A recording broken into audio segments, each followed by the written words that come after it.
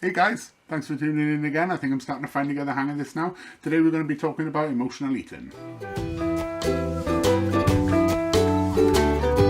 Okay, so this is a topic that I've covered a few times when I've been discussing things with people on Instagram via my live feeds, and it's not something that I was fully aware that I did, and I think a lot of people don't realise that they can be emotional eaters. When I started on Slimming World, I just assumed that I was a big eater. I never really tied eating in with my emotions. I just assumed that I ate when I was hungry. I never really considered eating because I was sad, or eating because I was happy, or eating because I was lonely, and it was never really something that crossed my mind. And then when I joined Slimming World and I started to really think about what I was eating, and not restrict what I was eating, but eat differently. And it was only then that I finally realised that, sometimes I would feel down, and I would feel sad, and I'd think, I want some chocolate, or I want some cake, or I want some crisps. And it was then that I really started to realise that I was actually reaching for food as like an emotional crutch, really. And over time, I started to realise that I actually did it when I was happy as well. I did do it more often than not when I was sad rather than when I was happy, but I tied every emotion into food. If I was sad, I'd eat. If I was excited, I'd eat. If I was happy, I'd eat. And if I felt down, I would reach for something. When it comes to food and my emotions and trying to disassociate, that was probably the hardest bit of trying to lose weight. It wasn't coming away from group and thinking I'm going to have a salad instead of a takeaway. That's easy. At least I was eating. At least I was getting to sustain myself and feel full. The most difficult part was breaking that connection with food that I had. Food had become like a best friend. It had been a comfort blanket. It had been something that made me feel better. But ultimately, it was food that was making me feel worse. It was food and what I was eating and the types of food that I was eating that was making me depressed. It was the food that I was eating that was making me feel down. And it becomes a vicious circle, because ultimately what I'm doing is I'm reaching for that food, for that 5 minute pick me up, that 5 minutes of feeling good or feeling full or having something really tasty in my mouth. And then ultimately straight away after that I feel guilt. And I've started then associating food with another emotion. I'm starting to associate it with feeling guilty. So that it got to the point where anything I was eating, whether I was on plan or not, I was starting to feel guilty. I shouldn't be putting food in my body. And that's stupid. We need food to sustain us. We need food to make sure that we can survive. We've just got to be really careful and sensible about the type of food that we're having. Making the association between food and guilt was one of the worst things that I could have ever done. I was about a year into plan when I started feeling guilty about eating. This is not as easy to talk about as I thought it was going to be.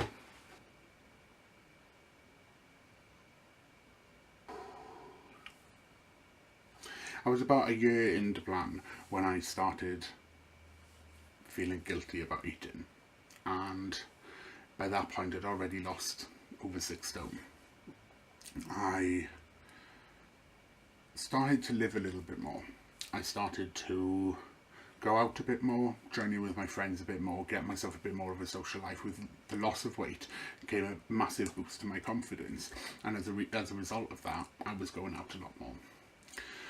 Because I was going out a lot more, I started to sometimes have gains, or my losses would become smaller. And I'd spend a year having relatively good losses, £3, £4, £5, £6, even half a stone a week sometimes. And so to go in there and just get a pound off or half a pound off seemed like a big defeat to me. And sometimes I would go home feeling really down in the dumps, and then I would reach for food.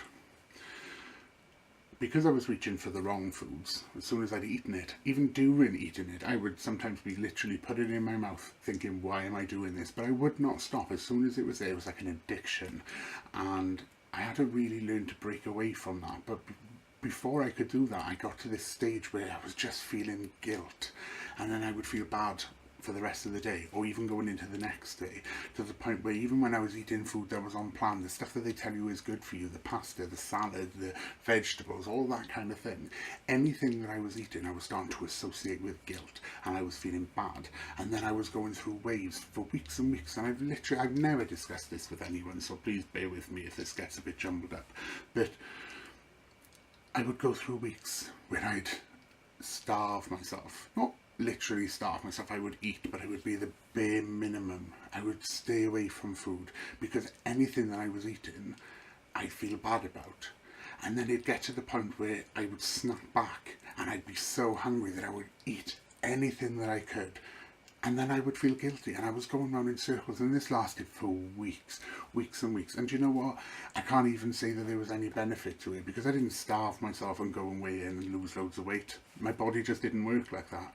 And likewise, when I was then fueling it full of junk food, I was gaining weight, and it just had this really negative effect, which just constantly laid me with this massive feeling of guilt. It was really, really hard to sort of deal with, and I knew I had to sort of break away from that. I knew that it was something that I couldn't keep up and that I couldn't maintain.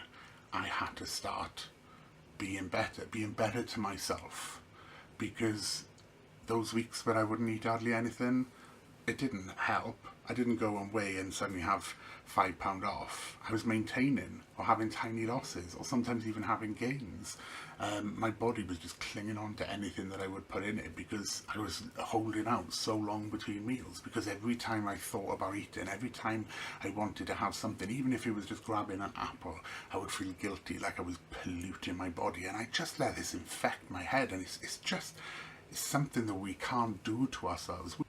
So after a few weeks of going back and forth between hardly eating anything or eating loads of stuff, I started to find my way back into the plan, and I was making sure that I was having breakfast, lunch, dinner every single day, finding snacks to snack on in between, and really trying to break away. Now, I still had that feeling of guilt in my brain. That didn't go away immediately. It's not an overnight thing, but over time it did get less. Somebody said to me a little while back that you are not a dog, do not reward yourself with food.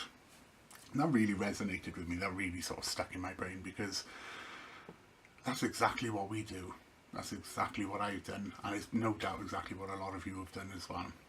Where you feel great and you reward yourself with a treat, or you feel like crap, so you'll go out and get yourself something to give you that boost and give you a pick-me-up, and it doesn't last.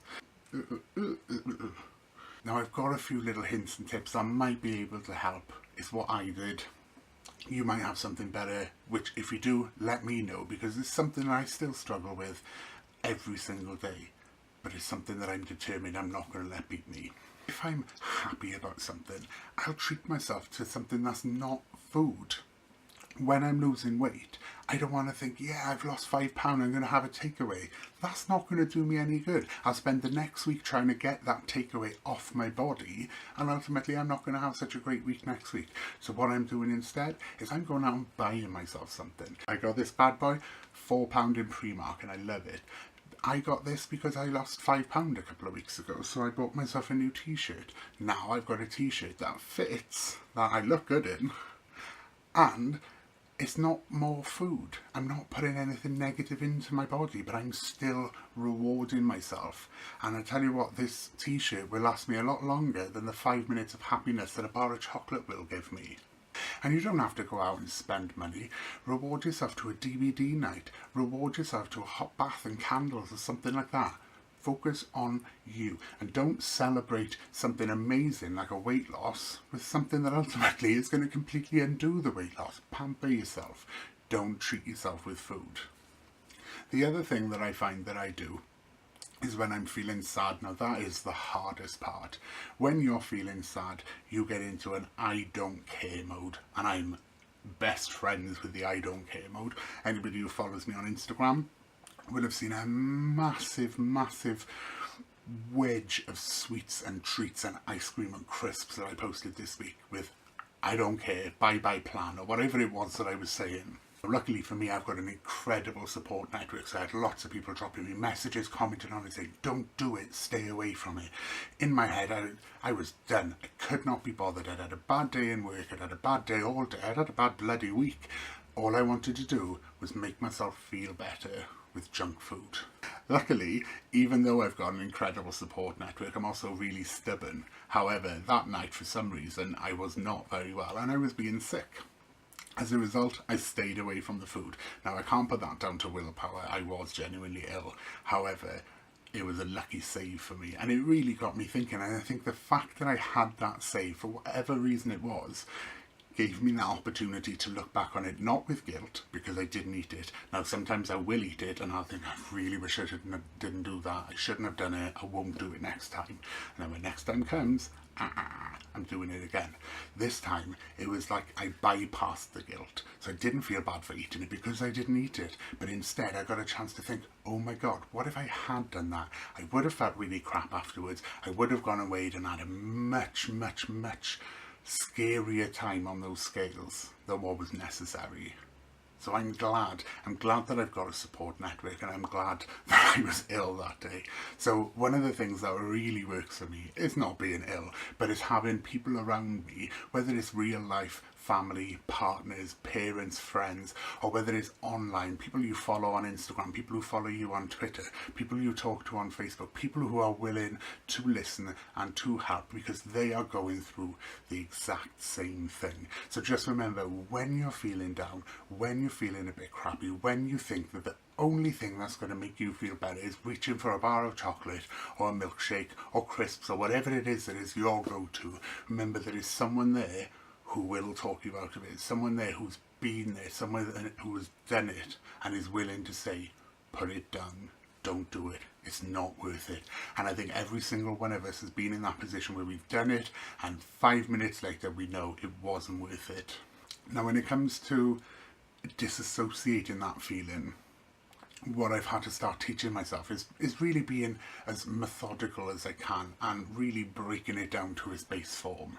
So I'm really excited or I'm really sad and somebody's there offering me a bar of chocolate.